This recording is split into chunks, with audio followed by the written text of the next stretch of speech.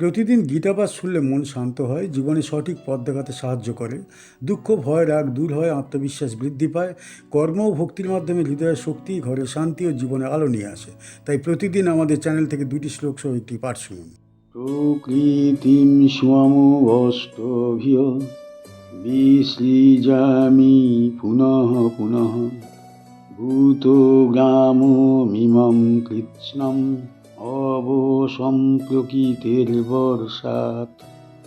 শ্রী ভগবান বলছেন, আমি আমার নিজস্ব প্রকৃতিকে অবলম্বন করে বারবার এই সমস্ত জীব সমষ্টিকে সৃষ্টি করি এবং এই সমস্ত জীব প্রকৃতির অধীন হওয়ায় নিজের ইচ্ছায় নয়, প্রকৃতির নিয়মেই প্রকাশ পায়।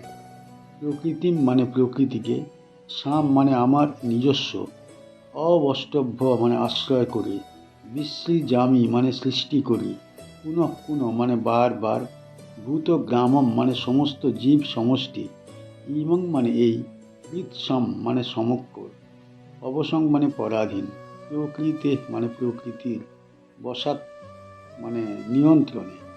এই শ্লোকে শ্রী ভগবান সৃষ্টি প্রক্রিয়ার গভীর রহস্য আরও স্পষ্টভাবে প্রকাশ করেছেন। তিনি জানিয়ে দিচ্ছেন যে সৃষ্টি তাঁর ইচ্ছার দ্বারা হলেও তা তাঁর নিজস্ব প্রকৃতির মাধ্যমে সম্পন্ন হয়। ঈশ্বর সরাসরি জগতের বহিরঙ্গে আবদ্ধ নন, কিন্তু তাঁর শক্তি অর্থাৎ প্রকৃতির দ্বারাই সমস্ত সৃষ্টি প্রকাশ পায়। এই সৃষ্টি কোনো একবারের ঘটনা নয়, এটি পুনঃ পুনঃ সংগঠিত হয়। এই শ্লোক থেকে বোঝা যায় যে জীব সমষ্টি প্রকৃতির অধীন। জীব নিজের ইচ্ছায় জন্মগ্রহণ করে না, নিজের ইচ্ছায় রূপ বা পরিস্থিতি বেছে নেয় না। পূর্বকৃত কর্ম এবং প্রকৃতির নিয়ম অনুসারে জীবের প্রকাশ ঘটে। এই সত্য মানুষের অহংকার ভেঙে দেয় এবং তাকে তার নিজের সীমাবদ্ধতা উপলব্ধি করতে শেখায়। এখানে ভূতগ্রাম শব্দের দ্বারা বোঝানো হয়েছে সমস্ত জীব জগৎ, স্থাবর ও জঙ্গম, দৃশ্য ও অদৃশ্য সকল সত্তা। এই সমস্ত সৃষ্টি প্রকৃতির নিয়মে আবদ্ধ, কিন্তু প্রকৃতি নিজে স্বাধীন নয়, সে ভগবানের অধীন শক্তি। ফলে সৃষ্টির পিছনে চূড়ান্ত নিয়ম বা নিয়ন্তা স্বয়ং ভগবান। এই শ্লোক আরও শিক্ষা দেয় যে ঈশ্বর নির্লিপ্ত হয়েও কর্মশীল। তিনি সৃষ্টি করেন, পালন করেন, লয় করেন, অথচ এই কর্মে তাঁর কোনো আসক্তি নেই। এই তত্ত্ব ঈশ্বরের ঐশ্বর্য ও মহিমাকে প্রকাশ করে। এই শ্লোকটি ভগবদ্ গীতার সেই অংশে বলা হয়েছে যেখানে ভগবান সৃষ্টি ও প্রলয়ের ধারাবাহিক নিয়ম ব্যাখ্যা করছেন। আগের শ্লোকগুলিতে কল্প শেষে জীবের লয় ও কল্পারম্ভে সৃষ্টির কথা বলবার পর এখানে তিনি জানাচ্ছেন যে এই সৃষ্টি প্রকৃতির মাধ্যমে বারবার সংগঠিত হয়। অর্জুনকে বোঝানো হয়েছে যে জগৎ একটি নিয়মবদ্ধ প্রক্রিয়ার মধ্যে আবর্তিত। এই শ্লোক থেকে আমরা কি শিখতে পারি?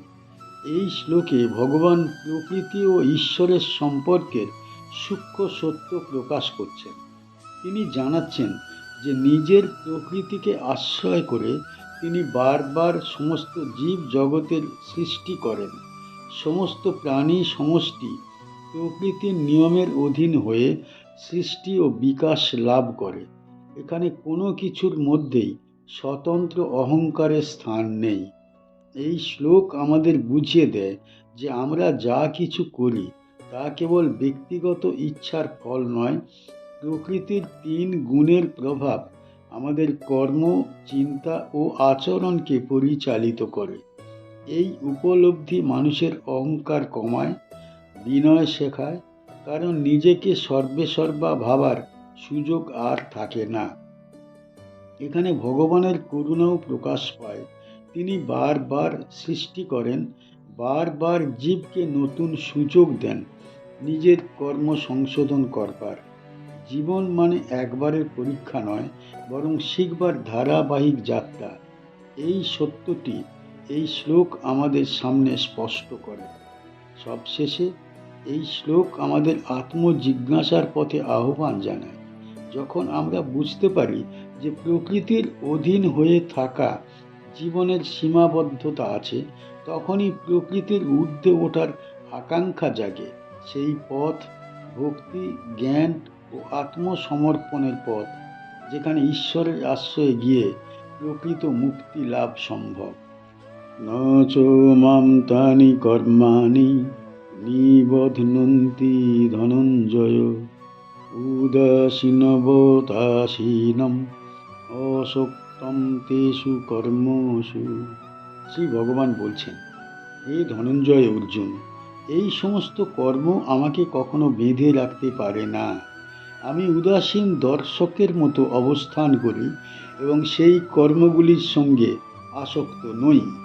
ন মানে নয়, চ মানে এবং, মাম মানে আমাকে, তানি মানে সেই সমস্ত, কর্মাণি মানে কর্মসমূহ, নিবধ্নন্তি মানে বন্ধন সৃষ্টি করে, ধনঞ্জয় মানে অর্জুন, উদাসীন বৎ মানে উদাসীন ব্যক্তির ন্যায়, আসীনম মানে অবস্থিত, অসক্তম মানে আসক্তিহীন, তেষু মানে সেই, কর্মসু মানে কর্মগুলির মধ্যে।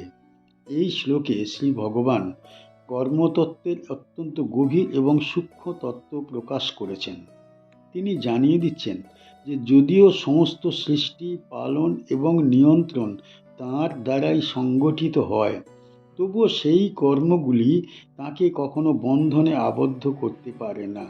সাধারণ জীব কর্ম করে ফলের সঙ্গে জড়িয়ে পড়ে, কিন্তু ঈশ্বর কর্ম করেও ফলের দ্বারা যুক্ত হন না, ফলের সঙ্গেও যুক্ত হন না। এখানে উদাসীন বৎ শব্দটি বিশেষ তাৎপর্যপূর্ণ। এর অর্থ উদাসীন দর্শকের মতো অবস্থান করা। ভগবান সমস্ত কর্মের সাক্ষী, নিয়ন্তা ও প্রেরক হলেও তিনি সেই কর্মের সুখ দুঃখে লিপ্ত নন। যেমন সূর্য পৃথিবীর সকল কর্মের উপর আলো দেয়, কিন্তু কোনো কর্মে নিজেকে জড়ায় না, তেমনি ঈশ্বর সকল কর্মের মধ্যে নির্লিপ্ত। এই শ্লোক থেকে বোঝা যায় যে আসক্তি বন্ধনের মূল কারণ। জীব কর্মের ফলের প্রতি আকর্ষিত হয়, তাই সে কর্মফলে আবদ্ধ হয়। ঈশ্বরের কোনো ব্যক্তিগত কামনা নেই, কোনো প্রাপ্তির আকাঙ্ক্ষাও নেই, তাই তাঁর কর্মে কোনো বন্ধন সৃষ্টি হয় না। এই কারণেই তিনি অশক্ত। এই তত্ত্ব আমাদের গভীর শিক্ষা বহন করে। কর্ম ত্যাগ নয়, কর্মে আসক্তি ত্যাগই মুক্তির পথ। ঈশ্বরের মতো নির্লিপ্তভাবে কর্ম করা সম্ভব না হলেও সেই আদর্শের দিকে এগোলে মানব জীবনের সাধনা সফল হয়। এই শ্লোকটি ভগবদ্গীতার সেই অংশে বলা হয়েছে যেখানে শ্রীকৃষ্ণ অর্জুনকে কর্ম, প্রকৃতি ও ঈশ্বরের সম্পর্ক ব্যাখ্যা করছেন। আগের শ্লোকগুলিতে সৃষ্টি ও প্রকৃতির নিয়ম বোঝানোর পর এখানে তিনি জানাচ্ছেন ঈশ্বর কর্ম করেও কর্মফলে আবদ্ধ নন। এই প্রসঙ্গে অর্জুনকে কর্মযোগের গভীর অর্থ উপলব্ধি করানো হয়েছে। এই শ্লোক থেকে আমরা কি শিখতে পারি? এই শ্লোকে শ্রীকৃষ্ণ কর্ম ও ঈশ্বর তত্ত্বের গভীর রহস্য ব্যাখ্যা করছেন। তিনি বলছেন, এত বিপুল সৃষ্টি ও কার্যকলাপ সত্ত্বেও কোনো কর্মই তাঁকে বাঁধতে পারে না, কারণ তিনি কর্মের সঙ্গে আসক্ত নন। তিনি সব কিছুর নিয়ন্তা হয়েও নিরাসক্ত দর্শকের মতো অবস্থান করেন। এই শ্লোক আমাদের শেখায় যে বন্ধনের মূল কারণ কর্ম নয়, কর্মের প্রতি আসক্তি। কর্ম করলেই মানুষ বাঁধা পড়ে না, বাঁধা পড়ে তখনই যখন সে ফলের আশা, অহংকার এবং ভোগের সঙ্গে নিজেকে জড়িয়ে ফেলে। শ্রীকৃষ্ণ নিজের উদাহরণ দিয়ে দেখাচ্ছেন, নিরাসক্ত হয়ে কর্ম করলে কর্মবন্ধন হয় না। এখানে উদাসীন বৎ শব্দটি গভীর অর্থ বহন করে। এর মানে দায়িত্বহীন হওয়া নয়, বরং অন্তরে স্থিরতা বজায় রাখা। জীবনে সুখ, দুঃখ, লাভ, ক্ষতি সব কিছুর মধ্যেও যে সমভাব ধরে রাখতে পারে, সে ধীরে ধীরে মুক্তির পথে অগ্রসর হয়। সবশেষে এই শ্লোক আমাকে কর্মযোগের শ্রেষ্ঠ শিক্ষা দেয়। সংসারে থেকে কাজ করতে হবে, কিন্তু নিজের ভিতরে স্বাধীন থাকতে হবে। যখন কর্ম ঈশ্বরকে উৎসর্গ করা হয় এবং আসক্তি ত্যাগ করা হয়, তখন কর্মই মুক্তির পথ হয়ে ওঠে।